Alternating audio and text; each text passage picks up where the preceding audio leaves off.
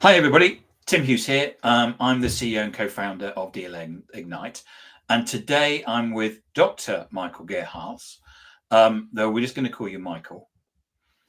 And we're going to be talking about his book. And I've got it here on the side here because it's The Path to Strategic Impact.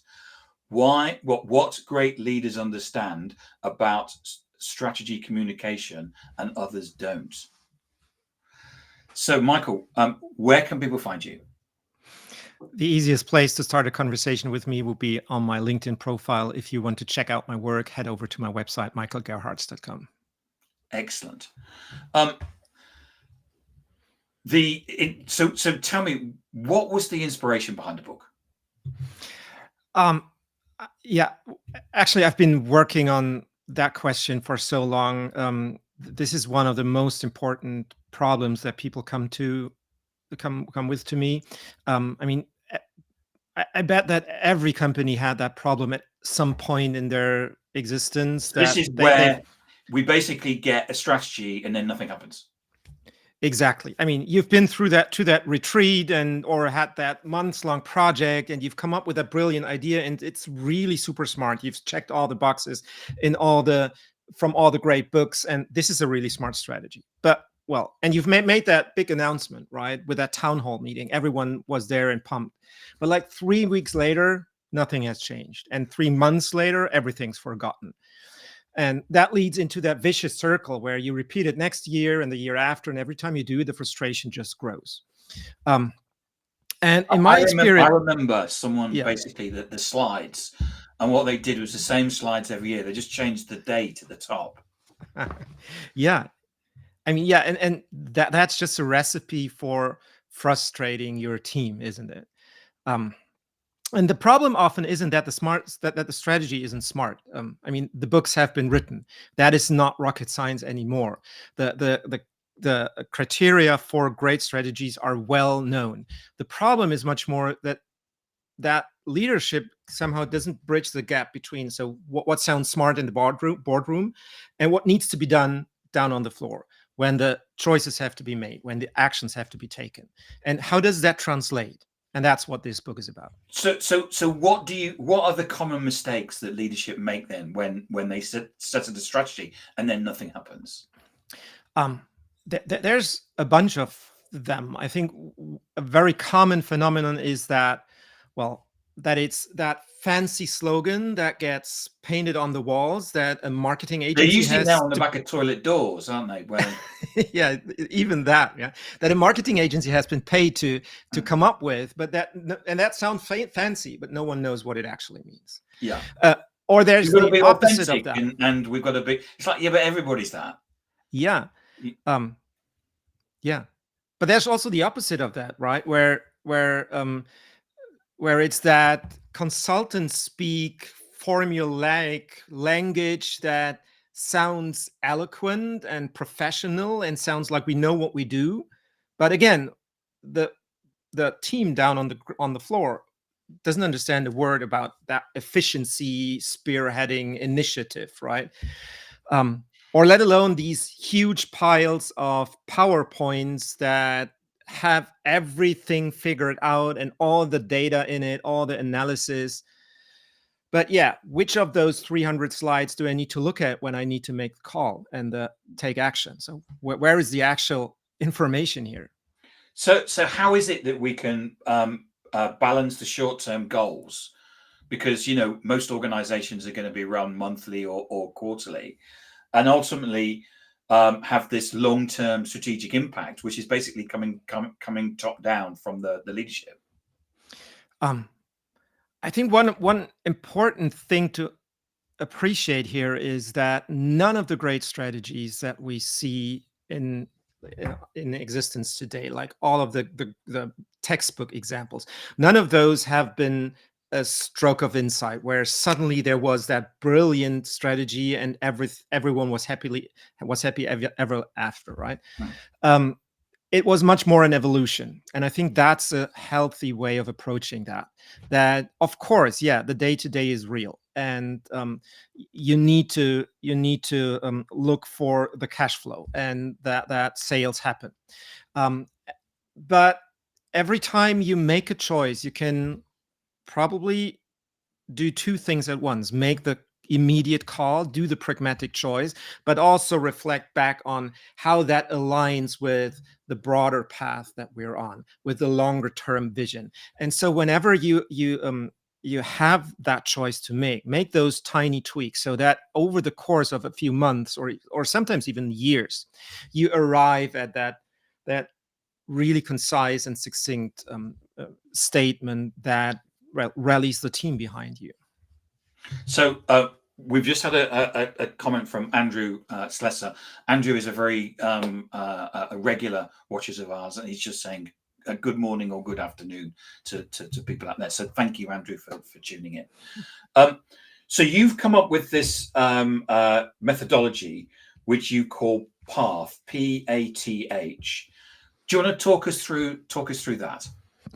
Yeah, I thought that was just a brilliant coincidence, right? That, well, the path that we're on with our strategy happens to be very nicely applicable to the four basic principles that I see that really up your game in communication there. And PATH stands for P is plain and simple. So can you Yeah. find words that everyone on your team understands? So this is not the consultant speak that Exactly. we often see, you know. That is, well, basically operational truths that you observe, just told in plain English that everyone can understand. Then A is actionable. Can you frame it in a way that people know what it means for the everyday choices they need to make, for the actual actions that they have to perform? Then T is transformative. So actions are good, right? But you're not going to make a difference by just, well, playing by the rules. You want to make the bold moves. And how do you encourage this? And can you find words that encourage your team to make those bolder moves? And then H is, I think sometimes, I don't know about you, but when I've worked for corporates, I've sat in meetings and actually been underwhelmed because if you've got the team, if you've got the culture of the team and the team are up for it, what we want are courageous, bold moves where we can see the hunger in the leadership to win. I mean, I've worked for some organizations where they've made outrageous statements about killing the competition and stuff like that, but actually that was because we were up for it as well. The message just struck home with us. yeah, yeah. And part of the reason might be that, well, we sometimes mistake that transformative spirit with using grandiose words, right? Those spectacularly ambitious words that, well, sound great in a textbook and in an analysis, but that, well, that don't really inform you what you need to do. It's the plain English, the language that we can see, the examples that we can see. Like, for example, when FedEx used, when it absolutely positively has to be there overnight. That's just the most plain way of saying that we want to be the most reliable carrier in the country. Yes. But and that sounds ambitious, but what does it mean? The most reliable. That is transformative for sure. But how does that translate to my actions when it's absolutely positively has to be there overnight? Well, I can almost see that. I can see the package being delivered. I know what to do when I've missed the train in the evening, but it has to be there overnight. So of course I'm going to charter the truck to get it there, right? And what helps me to do that is the fourth principle. It's heartfelt. So can I find words that both the team and leadership believe in and really stand behind, and give all of us a reason to really show up here and make a difference. And so what part does communication play in this?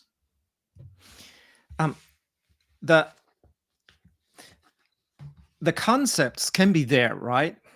But the words that you use to communicate those ideas, they make all the difference.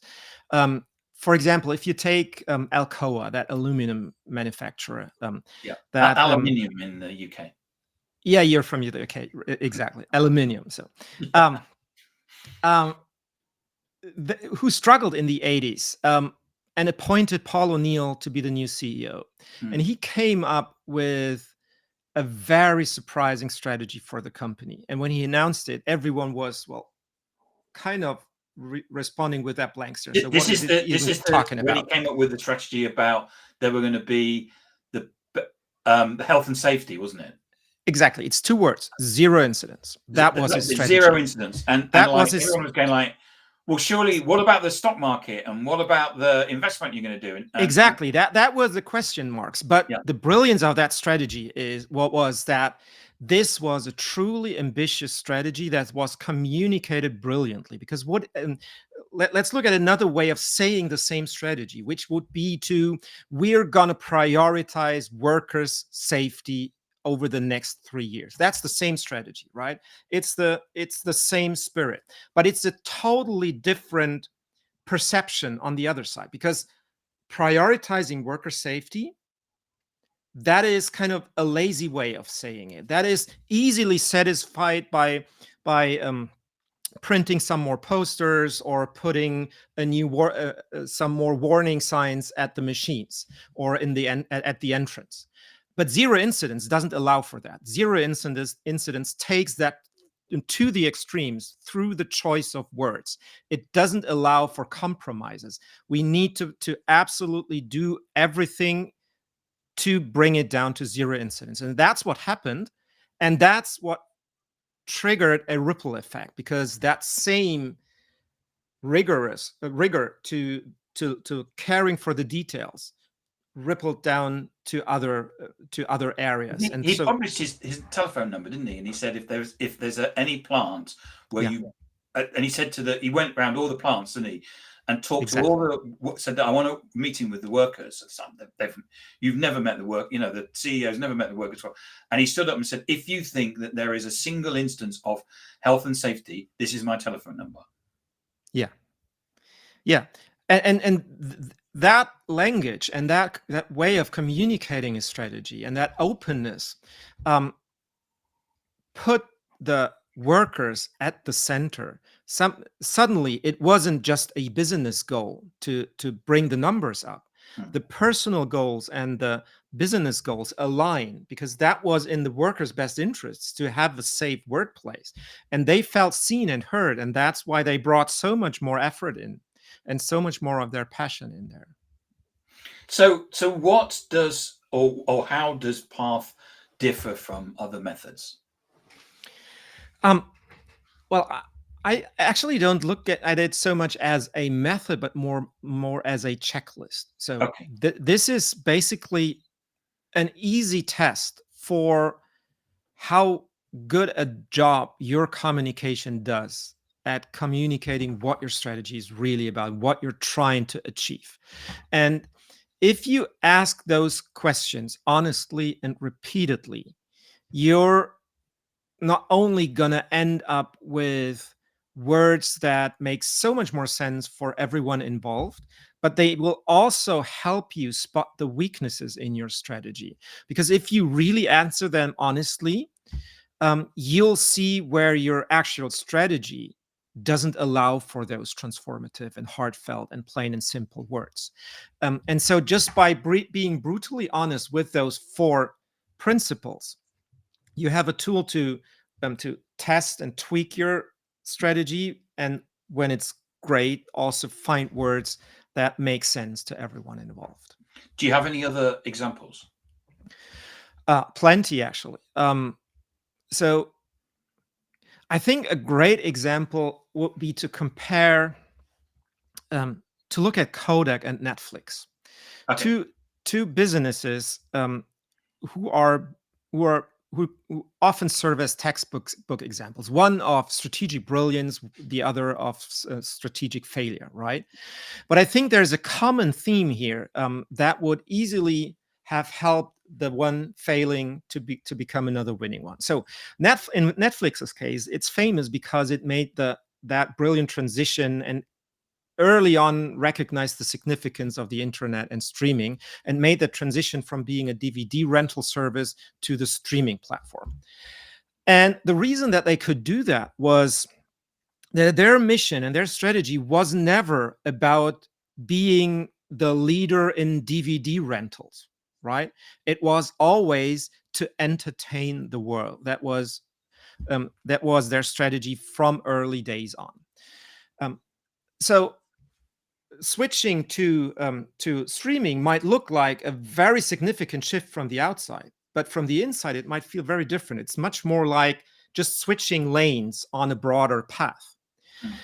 And now, if we look at Kodak, the same couldn't happen when they missed the opportunity of digital cameras, despite being the inventors Apart of it. from Yeah. creating the first one. Yeah, I mean, they've clearly seen it, and they've invented it, but they dismissed it. Why? Because their strategy has been about making films, and so would they have started or at least transitioned to a broader path of, let's say, capturing moments, then capturing moments on a film versus in a digital camera is merely switching lanes on a broader path. And so I think that the choice of words and the way that you frame your strategy can help you see those opportunities much more clearly compared to the more traditional way of speaking in those consultant terms of efficiency and revenue and bottom lines. So what advice would you have for leaders that were facing resistance? I think the most powerful tool is listening, right? And I think the most important step when you feel that your strategy isn't working, that you ask as many members of your team as possible one question. So, what do you think is our strategy about? And then just listen and collect all the answers. And you'll be surprised by how many different answers you'll get. And then, of course, there's two ways to deal with that. One way is to, well, dismiss it and say, well, yeah, strategy is the leadership's task anyway. So, yeah, it's supposed to be that way, right? The other way would be to, well, actually, I think there are three. The other way would be to be totally disappointed and frustrated that, well, it just doesn't work. Or the third one is to be thankful for the feedback, take that as your springboard and just work from there and look for patterns and look for the shortcomings in the way that you communicated and take ownership of the fact that if they didn't get it, they didn't get it, right? Then it's not their fault, it's your fault. You'll have to tweak your message. And I think a brilliant way to tweak it is to look for ways that makes it more visible, that makes your language more visible so that your team can actually see it. What does it mean? What does that mean? What does that look like? Efficient logistics. Yeah, it has to be there overnight. Yeah, we often talk to our clients about using the language that we learned when we were children, because actually that resonates with us. You know, when we talk about efficiency, Yeah. if I say the word efficiency, my description of it will probably be different to yours. Very much, yeah. Whereas, you know, rather than the word assist, you know, use the word help and things like that, because it's the language that we learn as children that we actually kind of feel and empathize with. Yeah. So, in terms of your path framework, how do you see this working as organizations grow? So if we use path today, what are we going to do as we grow through with the organization? How do you see path growing with that organization? Yeah. I think Apple is a great example for that. Well, Apple run by one very strong mantra, and that's that we're not here to make the most, but the best, right? The best products that enrich people's lives. And that is a theme that runs throughout the whole company in the way that they design the company, that they choose which products to make, how to sell them, how the website looks, how the ads work, how their services arm works, and so on. But of course, that has to be made specific for each of their departments, and so each of their departments and their specialists, they have their special version of that. And so it needs to be refined, but according to the spirit. So the overarching theme is one that's true for all, but it might have to be appended by, well, a second sentence, or by a tweak that makes sense more for hardware design compared to customer service, or running the shops, right? And so that's one of the challenges that you'll have as a larger company compared to a startup that's just starting out with a handful of people, right? That you have to refine it the further down you get in the hierarchy. Michael, thank you so much for coming on and talking about your book, The Path to Strategic Impact: What Great Leaders Understand About Strategy Communication and Others Don't. If I wanted to buy a copy, where can I get a copy? Just head over to Amazon, and look for Path to Strategic Impact or my name, and you'll find it there, or follow the pointer on my website. And if we wanted to find more information about you, where can we find that? Head over to michaelgerharz.com, GERHARZ, one word, michaelgerharz.com. You'll find everything there, from the free resources to a little bio. And yeah. Excellent, Michael. It is so fascinating. Thank you so much for coming on and talking to us today. And thank you for Andrew for watching as well.